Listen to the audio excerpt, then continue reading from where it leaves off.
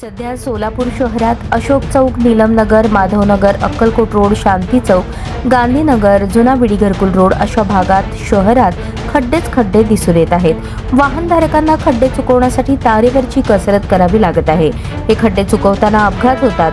गुरुवार दिनांक 30 सप्टेंबर रोजी शांती चौक पाण्याच्या टाकीजवळ सिमेंट टँकर अशा प्रकारचे खड्डे चुकवताना टू व्हीलरवरून जाणाऱ्या वाहनधारकाला धडक झाल्याने यात एका महिलेचा जीव गेला।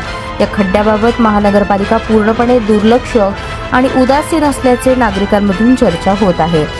सध्या शहरातील खड्ड्यांची स्थिती पाहता असे दिसून येत आहे, खड्ड्यांमुळे अपघातग्रस्तांची संख्या जोरात आणि महानगरपालिका गेली कोमात।